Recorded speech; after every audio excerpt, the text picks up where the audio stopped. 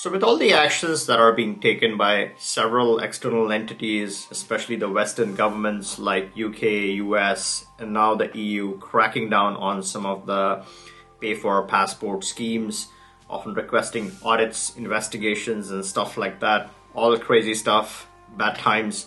Now this was unexpected. I predicted this a while ago. I have been talking about this for the past several months, over 6 months. So there was enough early indication of all of this happening. Nonetheless, it's not too late. A lot of you have reached out expressing interest in alternate options. Let's say you aren't directly afraid about losing your citizenship, but there might be some people who might have renounced their home country nationality either for taxation purposes, or let's say your home country does not allow a second citizenship, it's already invalid, and you signed up for one of these pay for a passport options, which is okay. I mean, it is what it is. And now you're worried that you want other options. You just don't want to simply rely on a CBI. Again, a hypothetical situation, really no one should expect it. But let's say this is the only nationality, you lose this nationality. Do you become stateless? Do you not become stateless? It's a complicated topic for another time. The scope of this discussion is what are some of the immediate options that one can look at. Now there are two things over here, right? One is the residency, you need the residency. The second thing is obviously the citizenship. Eventually, anyone sensible, anyone really who understands this deeply would typically want to have good, solid citizenships in place. Those are like your pillars. Residencies are fine, they only go as far. They are useful even if they don't turn into citizenships. A lot of people are happy with just the residencies, but typically you want your pillars or flags, as some people like to call them. Plant your flags, solidify your position, get those important citizenships, and then obviously you have the residencies to play with in the sense to run your business, right? Let's prioritize this, right? One of the key questions is what is flexible, what gets me something easily with the least amount of effort, etc. Now if you look at the flexible residencies, you have options like Brazil. Now Brazil could be flexible if you're investing the right amount of money into it. So Brazil can be a flexible residency. You have Ecuador, which is a pure flexible temporary residency. Now I'll come to the conversion bit, but let's just first discuss some flexible residencies. Then you have Paraguay, that is a flexible residency. South Africa is a very interesting one, and I'll come to that. Mauritius, again, a low-hanging fruit, a beautiful jurisdiction to get started. If you're in Mauritius, you're safe. It is the safest in the African continent. So Mauritius is flexible as well. Mexico is a big one. That is super flexible residency.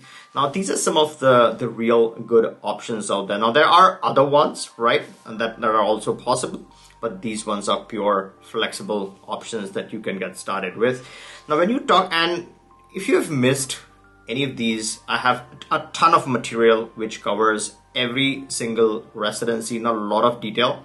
And there are several videos, hundreds of videos on my channel that cover all of this stuff. So spend some time, take a look at these options and get yourself educated on the process, etc. Again, none of this information is immigration or legal advice. This is educational content informing you of what options are available.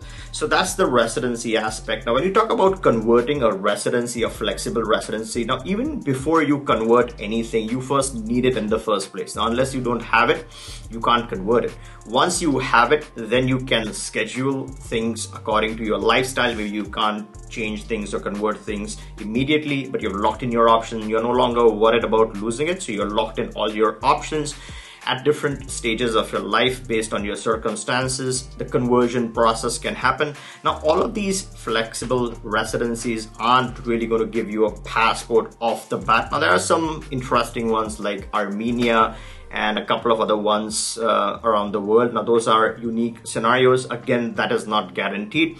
But when you talk about these established residency programs, you need some connection to the country. Often you would need a language requirement. Now, Serbia, interestingly, is coming up with that, or rather drafted or proposed that 1-year rule.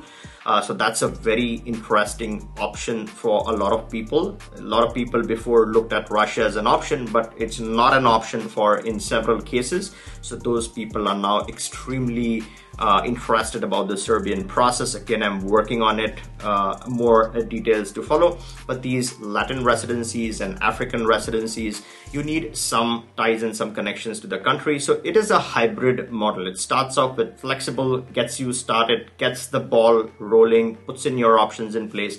And then, as I said, at different stages, you got to put in some time on the ground and then earn your important citizenship. This is a real citizenship. It's a real passport. It's a long-term option. It's a genuine option. So when you're carrying one of these passports, people aren't going to say you purchased it. You put in the hard work, you integrated in the society somewhat, right? Again, the whole flexibility comes in there. And then when you get the passport, this is not a CBI passport. You're not paid for this without going to the country.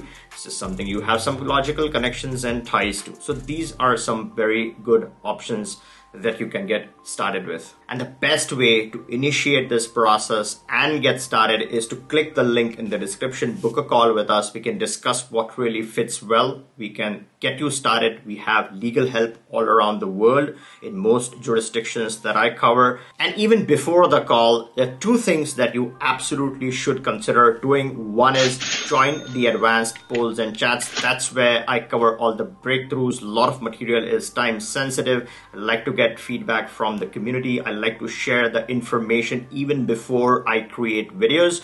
So if you aren't an advanced member, and if you like contributing, if you like listening to what other people are saying, if you like to get all the developments on time as they happen, even before any video is created, make sure you take full use of the advanced polls and chat. There is early access to information that matters. And if you are not ready for either of the two, at least go ahead and subscribe to this channel, show some love, show some support. And if you find value in what we do, then go ahead and turn on the bell notification and subscribe. Helps you stay informed of any latest developments. And if you can't do either of these, no worries. There's hundreds and hundreds and hundreds of videos. I'm pumping content as we speak, all free content for you to use to benefit and grow in life. I wish you the very best. Browse through the channel categories. There's tons of material. It does not matter who you do this with. It does not matter who you do this with. There are CBI firms, they're great agents and attorneys that you can approach.